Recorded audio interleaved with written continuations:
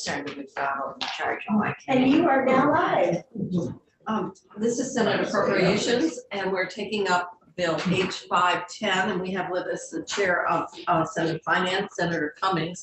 This bill is somewhat unique in that it's a combination of both tax reductions or tax expenditures, and then also other aid that based on the revenues that will be generated to provide or recommend appropriations for several other areas. So we do have a fiscal note, and we can go through the bill summary, and then ultimately we'd be making decisions around, I think, two appropriations, which would be a child care provider tax credit, and the other would be an increase to the supplement to the AABB program, with AABB supplement to the SSI program, which in fact assists the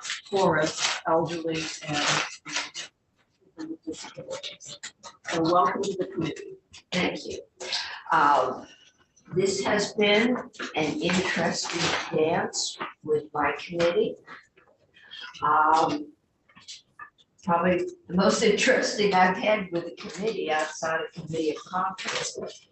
As you may know, the House and the governor both spent $50 million in our new revenue in the form of tax credits. They were giving it back to the taxpayers. When we started out, the committee was a little concerned about giving away all that revenue. I would say probably because I hang out with the chair of appropriations more than some others. And I also got to hear Tom Hvac's revenue forecast. I think we hear it at least 3 times between Joint Fiscal Committee, Emergency Board, and Committee. I was probably the most nervous. And we said, no, the committee didn't think they wanted to give it all back. And then we promptly got caught up in that I just won the lottery frenzy that we're seeing a lot of, and we gave it all away. And as we started out, Senator Kitchell had said to us, look, I need some of this money for the budget. And because we were dancing back and forth in there and you need to get the budget out, she said, okay, you can have, I think it was 36 or 35.5 million dollars, and as long as you keep your frenzy within that box, we can do the budget and you're out. So that's what we did. We went through, and first thing we did is we cut back on the House proposed child tax credit. There was a lot of concern about if you made $200,000 a year and you made 200 and you had kids under 6, you got a $1,200 tax credit. If you made $50,000 a year and you had 3 kids over 6, you got nothing. Or you made $40,000 a year, and that was not quite the optics. So we said, okay, we can cut back on that, but we really want to share this largesse with those most in need, mostly young families. So we cut back on the child tax credit, not necessarily in this logical order, but to child tax credit is ages 5 and under, preschool. You get $1,000 base credit up to $55,000, which is getting close to the median income. It phases out $125. This is per child for every $10,000 in added household income, and it zeroes out at 135. So we get something for middle class folks. Then we said, okay, what do we do to other folks? And we were looking at the EITC, and that got looked at, and we looked at the child and dependent care tax credit, which is not well subscribed because it's pretty limited, and we didn't know what, we could do, but the idea of giving something to families that were caring for either disabled children or elderly parents, something like that, and families with older children was kind of inspiring. And so we ended up with doing, we do a percentage above the federal tax credit. It's an enhanced Vermont tax credit. We raised that to 100% of the federal tax credit, and it's fully refundable. So that was money, and the cost of that was $5.35 million. We then went on to young families, maybe with or without kids. And there's been constant kind of concern about the cost of student loan. We do allow a deduction in student loan interest. There's an income cap and there is an amount cap. The committee decided they really didn't want to raise the income at which you could deduct it above 200,000, which I believe is the limit now. So we deducted,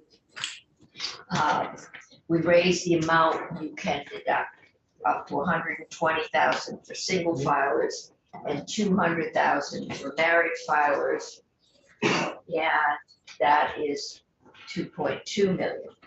The manufactured home credits has been kicking around. I think you took it out of 156. It's still sitting all alone with a surcharge on high-end housing on the property transfer tax. On my committee wall said, well, at this point, we're just putting everything together. So we put that on there. And that's 250. It goes up to, I think, 560. It's a 5-year tax credit. And at the end, the big one was the Social Security exemption. We have already done an exemption for civil service employees and military. And that made everybody equal. There was a lot of resistance in the committee about wanting to go back and open that since we hadn't resolved things we've done on S-53 yet. But in the end, they said, well, we've done all of this stuff for young families, young working people. What have we done for the elderly? They're being hit. So we upped the Social Security threshold by 5,000, which is what the House had in S-53, or was it on this one? I think it was, no, it was on this one. Yeah. Okay. So while we were at it, we took all the S-53 exemptions, updated them so that everybody's getting the same, and put it on here. And then, because we had not done the child and dependent, the child care worker tax credit, the committee decided, but some of us were saying a tax credit is an expenditure, and usual routine where I channel the Appropriations Committee. We decided we would do a one-time put money into the one-time money we have been doing for the child care workers. And we took, I think we were down to 4.2 million that we hadn't spent in that 36. The first thing we did is we increased the aged, blind, and disabled state. It's a state subsidy. It's an add-on. I think we included. We think it's about $10 a month, and that won't impact It goes in January when SSI benefits are Yeah. increased, the same as Social Security. So it's on there. And I believe that has not been updated since 2003. It's been many, many years. Yeah. Uh, Yes. So this is a group of the poorest. In other words, people were saying Social Security beneficiaries need a tax break. And But these people are so poor, they have no tax liability in the first place. And their state supplement to that federal has not been increased for, well, almost 2 decades. And I know, I think in health and welfare, I received a study that was done by Diva, probably, somebody in the state, about raising it $25 a month. But if we did that, most of them lost $10 to $23 a month in their, that's 3 squares, and that was kind Yeah, of. they're still $2 ahead. It's Yeah. usually for each 3 a dollar reduction. So I've heard that argument. I've used it myself, but the fact is you're still $2 ahead. That's not too bad. Okay, so what we have here is a combination Well, I got one more thing. of one more appropriation. No, one more thing that we did. Oh, Because the chair is nervous, we had Tom Hvac come back in. you have sunsets. Is that? Yeah, and I said, Tom, I heard, yes, I'm comfortable with the revenues for 2 years. But I also heard him say, but the feds are messing with the interest rates. And whenever they do that, if they don't get it right, and history says they don't, there's a real possibility of a recession, which is what would really throw this whole thing into a tailspin. So we had Tom back yesterday, day before probably. And he said, if you asked me, that the Ukraine, which was not even on the radar in January, has just added to the inflationary pressures. Inflation is much higher than we thought it would be. And if you ask me, I would say you've got a 50-50 chance of having a recession in 2 years. And if you push it out to 3, I'd say it's 60%. So But that's not a nice note to leave end the week on, but it's a note of reality. it is a I no. think the other thing that Tom Hvac has talked about is the uncertainty of projections, and all this money, the unwinding of the federal money is Right. going to have on the economy.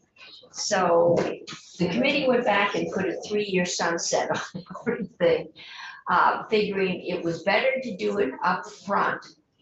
So everybody knew up front it So was it forces temporary. you to relook at all of these. And it forces us to relook it, and it doesn't leave us in the, because if we don't do that, then 3 years from now, we're raising taxes because we're, allowing more income. So I tried.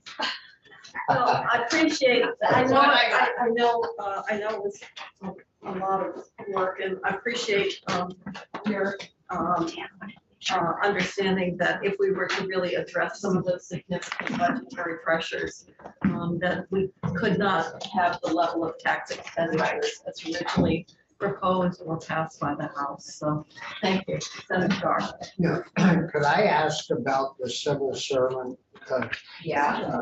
some tax reduction or something you gave them? What we did, and it's come up before, it came up and never got any traction when we did the first Social Security exemption. There are, Are these the postmistresses? these are your postmistresses, civil service, and I work for This was Freddie. in S-53. It is an S, we have put We it already on, we already passed this on another yes, bill. we put it in here, just took it from 53. So everything is in one place, because when we did the Social Security and raised it, we raised everything else. There's federal civil service, but also, I know I worked for a town in Massachusetts and didn't pay Social Security because as part of the deal to get Social Security, these towns, or we've been told, Massachusetts teachers might not pay Social Security or didn't up until 1987. And so there's a group who are above all the income levels, but have been really advocating for a number of years that we try, if we're doing something, they, you know, they don't even get the federal deduction for Social Security. So we put them in. What they had to do, a joint fiscal did, was calculated originally the tax benefit is about $250 a year for Social Security. So they went back and found an amount of income you would exempt in order to give that group the same benefit, roughly. The 225, 250 range, as close as you can come. And we did that with the military pension as well. They never, are they people that work here in Vermont? If they were, your postmistresses work, anybody that works for the post office, especially a number of years ago, yes, any federal civil service. We also did hear from teachers who had retired from Massachusetts. Yes. And The only thing I was gonna say is they have a pretty healthy retirement system in the postal service, and I'd lot rather help Well, some they are, older person that isn't. they're all under the same income cap that we put Social Security under. So we're not helping any wealthy person. We're trying to really focus on. Okay, so if they're joint. Yeah, if they're making If they're making $200,000 a year, they're not getting anything. If they're making $80,000 a year as a couple, they're not getting anything. so this came out of committee on the, what was the vote? 7, oh, Really? Oh, well, congratulations on Hi. that. Maybe we can do as well here. let's hope. What we have, really, this is, rather than getting into that proposal of occupational specific tax treatment, recognizing occupation and workforce needs are very dynamic, and once you put it in, so this is to do really a continuation of what we did in the budget adjustment, and that using that structure for the child care worker retention, and then making some progress because they aren't going to get the benefit of any of these tax expenditures to rather than because the revenues were preserved to dedicate them or to make them available so we could make an increase in the age-blind disabled supplement to the federal SSI. Not, this isn't Social Security, it's SSI, which is for the poorest of our seniors and people with disabilities. What we found out is that all the guys you see in the Wounded Warrior ad, 20-something, they aren't getting military pensions. They're getting SSI and a disability check from the I know, I think that there's, and I think Senator Birchlick spoke very eloquently to that when you brought this bill up, and that is people assume that who would benefit would be someone who had been in combat, had experienced a significant disability, but it could be someone who worked at the Pentagon and retired, or it could be your 2-star general, so. That's what I keep forgetting. That it's We did retirement. exempt all survivor benefits, but that is minimal. I think it's spouses and minor children, so that is out pretty quickly. So unless there are further questions, knowing that we have all the capital people here, I wanted to ask for a motion to move the bill favorably. Senator Starr? Yeah.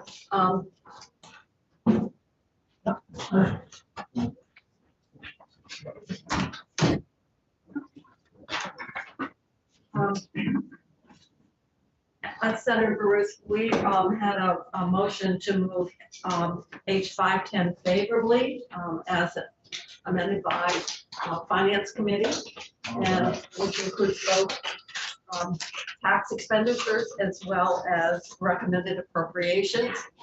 And I need a second. Senator Starr, Senator Westman? Seconded the motion. Is there further discussion?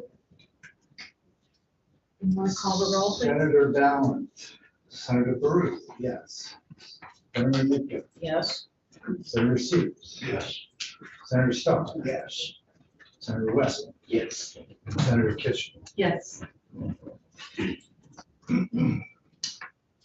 Thank you. Well, thank you for I'm coming now over. going back and make sure we don't do any damage to health insurance markets. So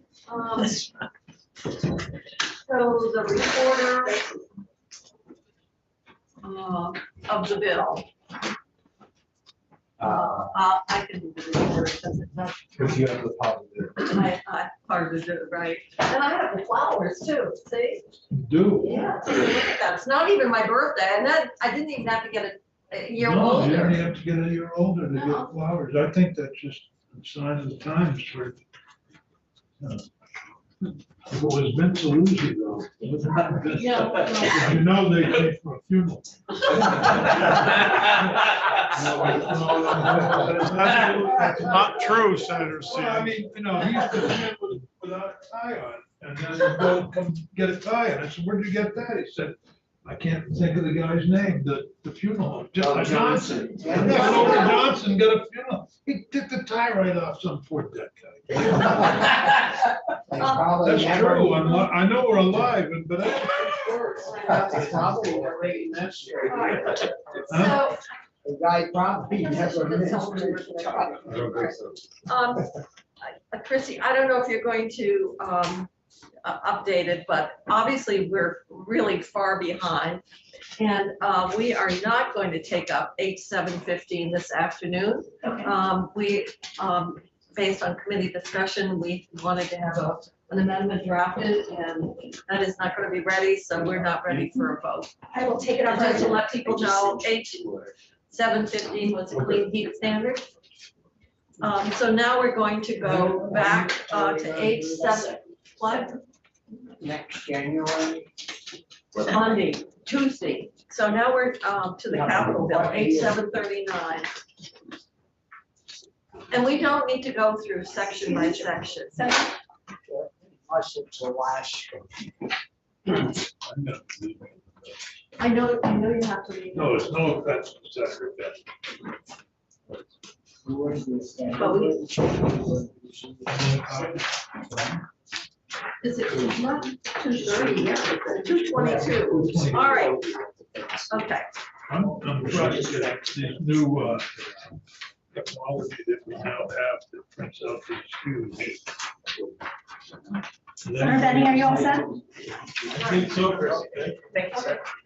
So we have Senator Benning, Chair of Senate Institutions, and I see he's brought reinforcement in the form of Senator Engel. And I will let you go through this.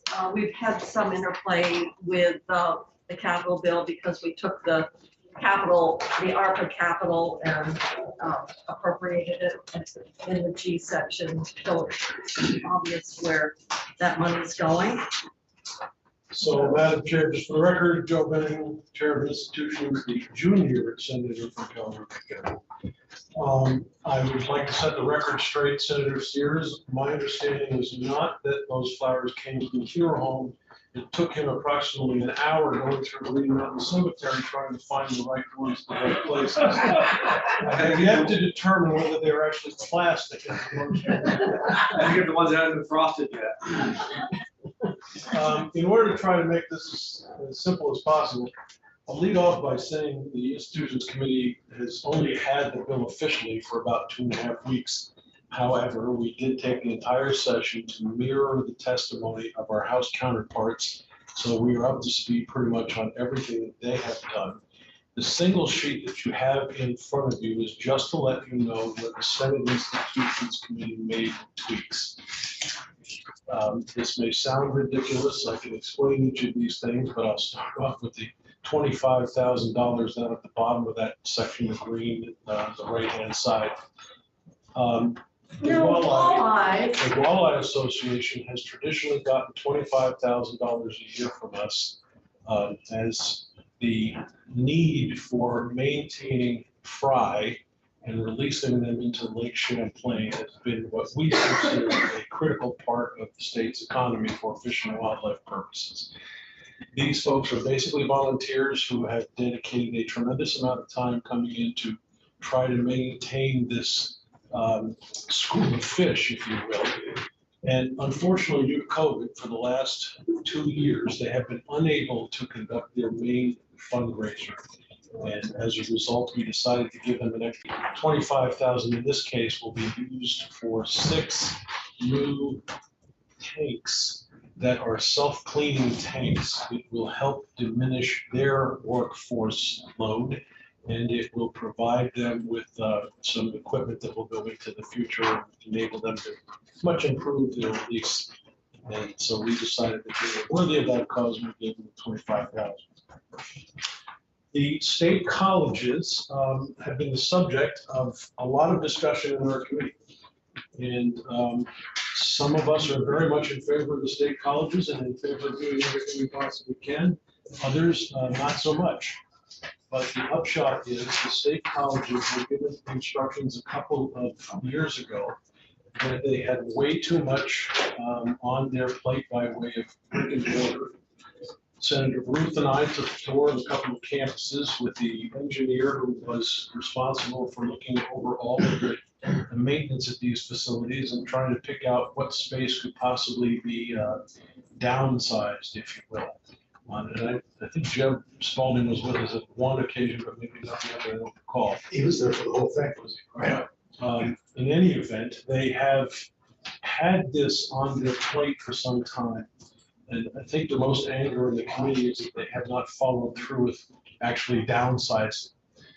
So some of the money that they were asking for got curtailed, and they've gotten a clear message that they need to downsize in order to take into account their actual population and stop spending money on major maintenance that we frankly don't have a lot to give.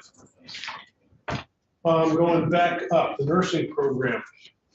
The House had passed over to us a request in the capital bill for $4 million for state colleges and other institutions to have a nursing program, simulation laboratories.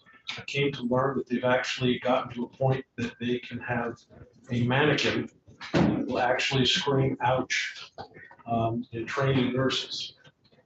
That is all fine, well, and good, and we believe that that is the wave of the future, and they need to get that started. But as of yet, they have not done any planning, have not done any kind of shovel in the ground work, and there's nothing on the schedule for that to happen. We did not want to have $3 million of that for sitting around gathering dust while other programs were trying to get money that we knew that they needed to have. So we cut them back by $3 million, leaving them the balance, and I understand the balance is going to enable them to build 2 classrooms. But even those 2 classrooms, they have yet to identify where and come up with a plan on what they actually need for this process. $500,000 for the Department of Corrections HVAC system. The bottom line is that we have not yet identified where and when and how. And Eric, correct me if I'm wrong. Are we actually going to put air conditioning into our correctional facilities? Or is this just air exchange? There's a conversation about that, I think, system-wide. And as I understand it, there's nothing out there just yet. Some of those cells get pretty warm. Yes. Well, you know, once you get to the gym playing basketball, it'd be good to have it cooled off. Can't be inconvenient. Well, they're outside. Just waiting for the punchline about here. Well, get the air conditioning. But I just want to keep going, because I want to get Senator Sears' vote on this before he has to leave. So we can run right through the change. Sure. Obviously, it's not a lot. No, the difference. You highlighted can green that you negotiate. see on this page are the only changes that we made. Uh-huh. And I've got a whole lot of other information here. If anybody wants to ask a question, I'm happy to try to let you know that. All right. Questions? I do have a question on the infrastructure transformation. There's $100,000, and I'm a little confused from what you said. It sounds like you gave them a warning, that they needed to move more quickly, but it's, what does the 100,000 represent? Eric, can I turn to you for this, because I know we had this conversation. Is it to actually think about what properties would be disposed of in the form of sales or other reuses or? I'm strong with you Okay, too. Senator. Senator Russell Goes Institution. The $100,000 was to reimagine classrooms, to downsize the classrooms and to identify the classrooms that they could downsize and to, to get to the place that we've asked them to get to. So kind of a feasibility study or? Yes. We're trying to steer them in the right direction. Yeah, no, I remember there was a dorm at Linden that they were thinking could be pulled down. It should help them with their transformation plan, because what you're trying to do is help them reduce their footprint and reduce their operating costs and use space efficiently and shed space that's not needed. Is that sort of in summary? Yes, it is. And we're also trying to encourage them to take the leading role as far as to graduate nurses, because that's what we need in the state. And they've already have a system in place. And so we're trying to get to them. And then one thing I want to go back on $1 million is each one of these classrooms are about $600,000. We left them with $1 million and with the hopes that they could find the other $200,000 as incentives to get these 2 classrooms up and going and running. Just so you know, the downsizing is not going to be on the residential units. It's concentrating on the exterior buildings that have been purchased through the years that are off campus. Oh. So that's where they're Could I just take a brief break? I need to talk to Senator Sears before he leaves. And he does have to leave. What type of Personal. properties are? Do you want to stay online or are we going? So Alice, why don't you just continue the committee discussion? So, Bobby, if you take the case of Linden, so many times, as you come up the drive towards the back area of the campus, if you turn left, you go right to the big brick buildings. But if you stay straight for about 15 feet, there's a house right there that was used for a long period of time as a daycare center. We're not using it anymore, it's just sitting there gathering dust. That's the example. There are other off-campus. So they could sell that building Yes. and lot? They also own the Grange Hall in Linden, not Linden Center, Linden on York Street, which is probably 1.5 miles off the campus proper. And there's various properties in all of the state college institutions that are off the campus proper. That's where they're concentrating on decreasing their space now. I guess, and well, would they get to utilize that money? I think that has yet to be talked about. Did we put something in the bill about, I beg your pardon. If they sell this off-premise property, Dan Dickerson is also online. Yes, Dan. Did Dan know that better than you were? Well, so sale of real, but Dan's raising his hand. Yeah, Dan Dickerson, Joint Fiscal. There isn't any specific language on how the proceeds from land sales would be utilized. Is that the question? Where Yes. the money go? yeah, They are not anywhere near yet ready to sell property, so maybe next year's. They have a problem in their enabling statute too, because, and this is something that we talked about in the select committee. If you look at the enabling statute, it gives the legislature control over sale. And I asked them, do you want us to change in what we passed in terms of the select committee? Do you want us to change that statute? And they said, no, they're going to open it up in Senate Education, supposedly this year, but obviously now we're at the end. So I wish we had done that, because now it puts them at least having to wait until next session. I mean, it's going to take a while to finalize what they want to do, but if they.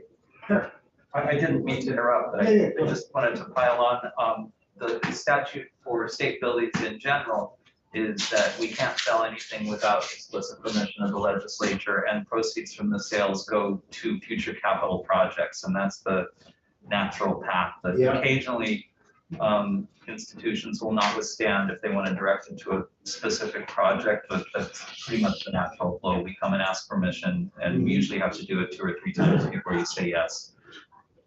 Yeah, and just, it's also, as I remember, it has to do with whether they can lease the property. Right. Both of which they're gonna wanna do.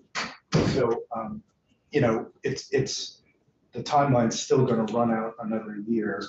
I want to focus though on your answer, because Yeah.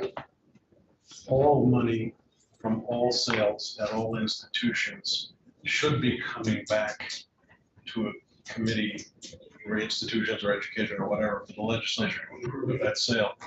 The idea of trying to enable them now to sell a piece of property and use it on their own for their own major meetings, I don't think you want to go there. In fact, I think some of our committee members would have a mutiny if they tried to do that. Fair enough. I just was wondering about, you know, when we originally were talking about the closing, you know, Jeb was talking about closing down 3 campuses. Yeah. The immediate question was, who had the power to do that? Right. And that's a question that we should settle by rewriting. And there's also rewriting that needs to be done generally, because it doesn't lay out any real mission.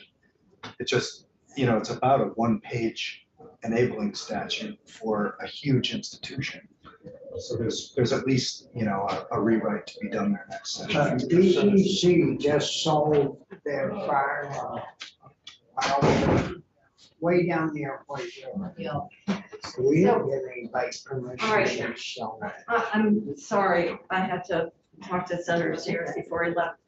And we have House members waiting because we're going to use this room for committee of conference. So I'm just, What time?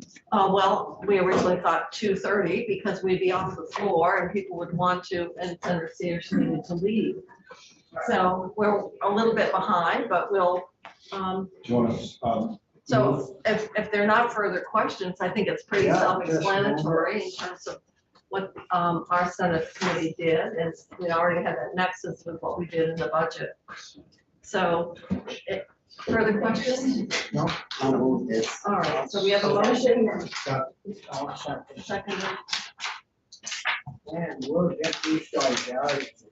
Okay. More money. all right, so the clerk will call the roll, and Senator Sears just, he voted yes. Senator Ballard, Senator Bruce, yes. Senator Nicken, Yes. Senator Sears, yes. Senator Starr, Yeah, Senator Westman. Yes.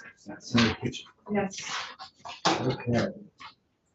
And who will report this? Who does BGS? Did you just handle the amendment, or did you handle the process? We didn't amend it. No, we're not making an amendment, we're just, we are moving the bill favorably as amended by Senate institutions. So, we did not amend, we are making no changes to what. general government?